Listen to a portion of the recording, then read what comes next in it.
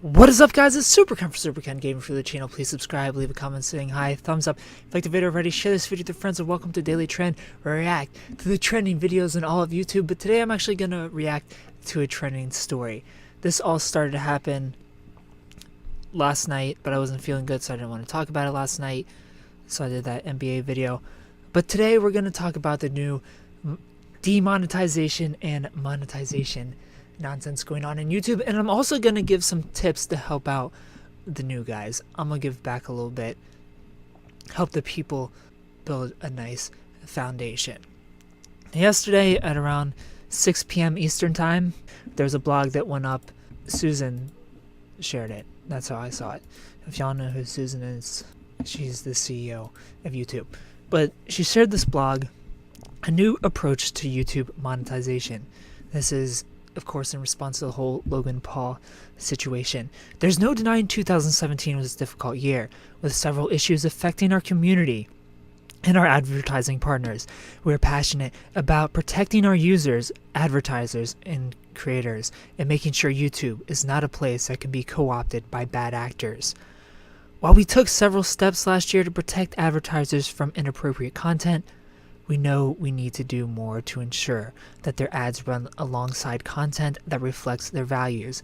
As we mentioned in December, we needed a fresh approach to advertising on YouTube. Today we are announcing 3 significant changes. We're not going to go through all 3 of these. We're going to talk about the big one, but the 3 are stricter criteria for monetization on YouTube. That's what we're going to talk about. Manually reviewing Google Preferred.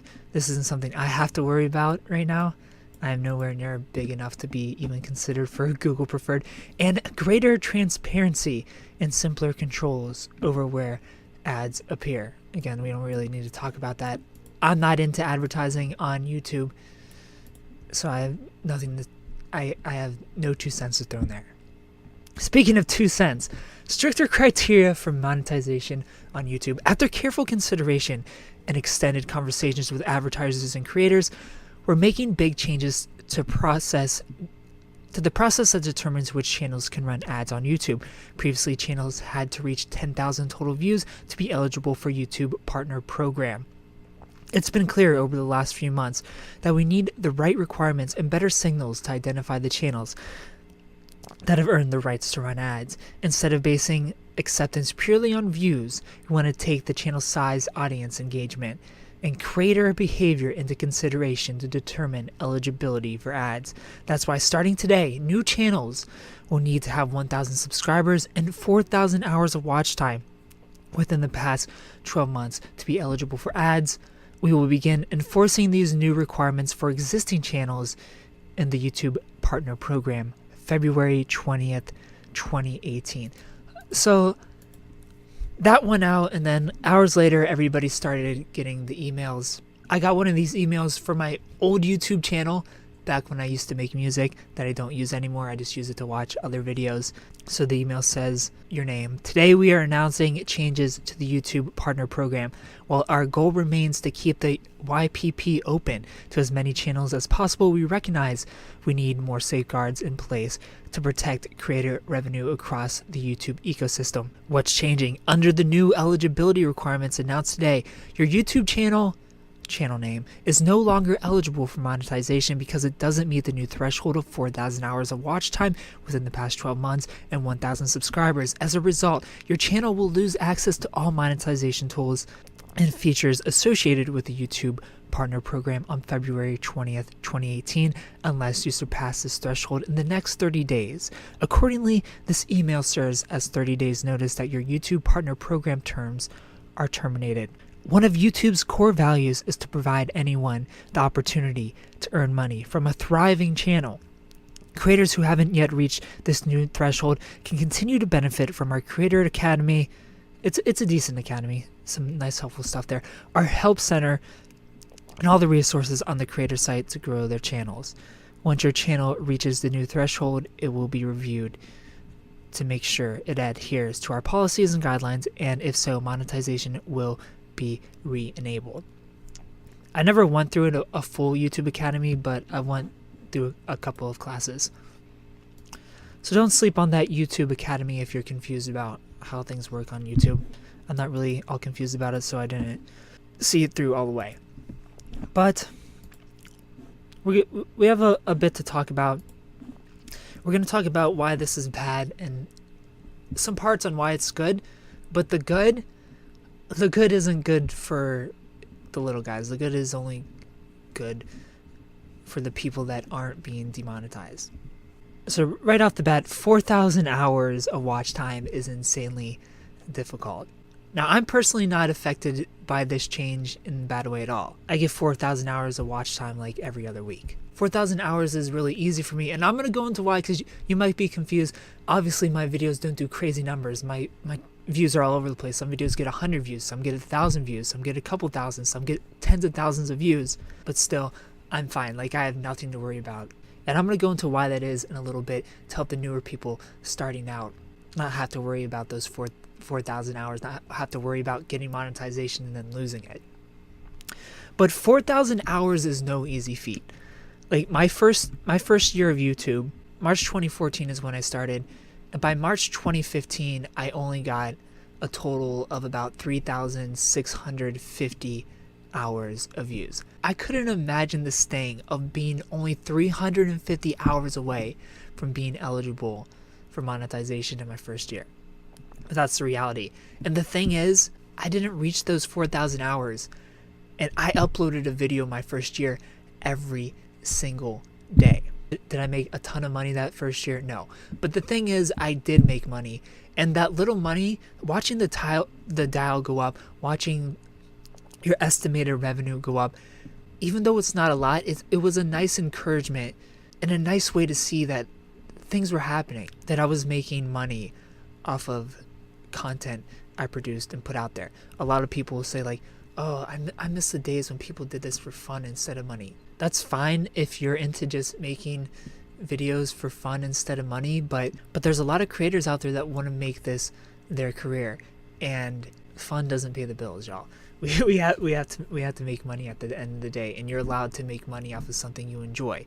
So at the end of the day, we're all artists. If you're a content creator in some way, you're an artist. You might not be able to draw, but your commentary, your jokes, it's all art. We're artists. And if you're starting out, you no longer have the freedom to just do what you want to do. And the thing that scares me the most about this is we're going to lose so many great, talented creators because they're not willing to play the YouTube game. They just want to make what they want to make. They want to put it out there, and they want to profit from it and one day make something up. And it's a long grind for the majority. The average person isn't going to blow up their first year. It's not going to happen.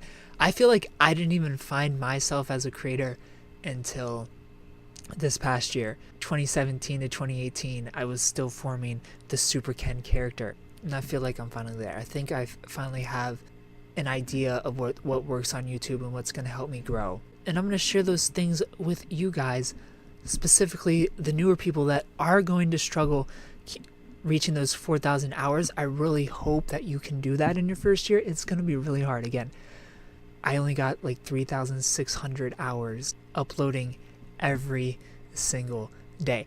But the content I uploaded then is different from the content I upload now. Sorta. I did reviews back then. Like, I started this is going to be a review channel. But I did a lot of Let's Play videos. And the problem with Let's Play videos is that they die. But here's the thing about the videos I do now that helps that 4,000 hours be so easy. I do reviews and I do reaction videos, which is a gift and a curse. The curse is that my videos are such a variety that, as you'll notice, the numbers are all over the place. I don't have a consistent number of views that my videos are going to get. It's up and down. And the reason that is because, again, it's SEO based. But the beauty of SEO based videos is that they never die. And what I mean by that is videos I did years ago, they still get new comments, they still get new views because games go on sale and people are interested in these old games, or people are just now getting into the games and they're looking back at older games and they want to build up a backlog of games they want to play, and they're going to look for reviews on those games, and guess whose review they're going to run into? Your boy Superken from Superken Gaming reviewing Pac-Man 3 years ago. So my reviews are my stability. Those are videos that will continue to get views forever. Forever. Those videos will never die. And you need to think of how you can make videos that will never die for whatever it is you want to do. The beauty of this is we all have something we can review. A review can simply be your opinion on something, but what? What are you going to talk about? I review games. Here's the thing, whatever you're doing, you're using a tool of some sort, all right? Review the camera you're using. Review the PC that you're using. Review the editing software that you're using. Reach out to companies. Start emailing companies with other equipment and test their equipment out and talk about it to your audience, while at the same time you're doing what you want to do. Like, I'm not telling you to turn your channel into a review channel, but I am saying every once in a while, drop a review. Talk about things that people are going to constantly search for forever. You need those videos that'll never die. But still, your focus is on what you want to do. If it's animation, whatever. That's your focus, but every once in a while, you're going to talk about this program you're animating with. Give a review on it so that people starting up are going to be looking to these programs, and they're going to want to know about it before they drop some cash to start animating in whatever, and they're going to come to you for that. And if you don't really use equipment, if you're just a vlogger, you can still review your phone. You're using a phone or you're using a camera, review that. Or if you don't really want to talk about that, like, talk about movies you watch. It can be a discussion about anything, but present it and deliver it to YouTube as if it's a review.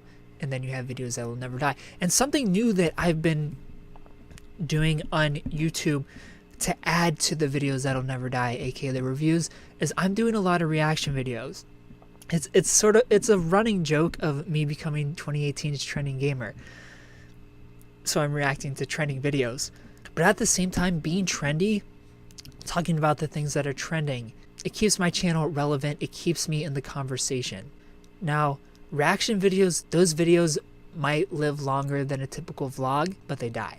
They're no reviews. Reaction videos are no reviews. But it's still worth being part of the conversation because it's fast views and it's easy views.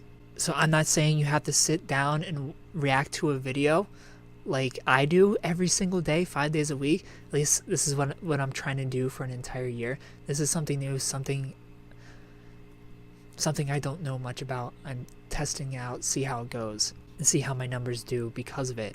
But you need to talk about things that people are interested in the moment. Doing so is going to give you a nice spike, while at the same time, again, your main focus is still what you want to do. It's still your animating or let's play videos or vlogging, whatever you want to do. That's your main focus. But every once in a while, something's popping on Twitter. Keep an eye on the trending, the hashtags, and you're like, all right, that's what I'm going to talk about today. Let me put this camera, talk about it. People are going to click because they're interested in the topic right now. That video's gonna die, but right now it's getting you views. It's getting new eyes on your channel, and maybe you're going to get some subscribers out of that. And if you're not really into giving your opinion, do tutorials. Talk about what you're doing and put your perspective on it. Tell people about your twist on how you approach things, whether it's editing or animating, whatever it is. We all have our own specific twists and tricks.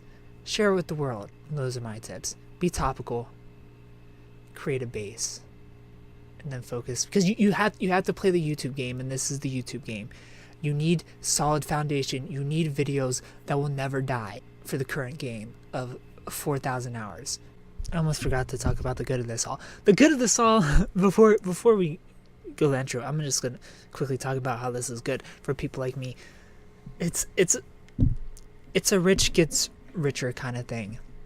How this is good for creators once you reach this threshold is that there's less competition in the YouTube space, which means there's more competition for ads, which means ad spots are going to get more expensive, which in turn is going to increase creators' revenue once you pass that. So it isn't all bad, but I would still rather have all these creators creating than me making an extra, I don't know how much a month. That's really the only good out of that, is the people making money are going to make more money while we risk losing amazing creators. I think YouTube's really got to look out for Facebook. I wouldn't be surprised if this is the domino pushed that leads to a Facebook takeover in the video space. But thank you guys so much for watching. Subscribe if you're new to the channel. Thumbs up if you like the video. Share this video with your friends. And of course, stay beautiful. If you like this video, please consider supporting me on Patreon so that I can continue to bring you reviews for all the newest games at patreon.com/superkengaming. You'll get access to early audio and video versions of reviews, exclusive Let's Play videos, and you'll even get to choose the game I play next. Thanks for watching, and of course, stay beautiful.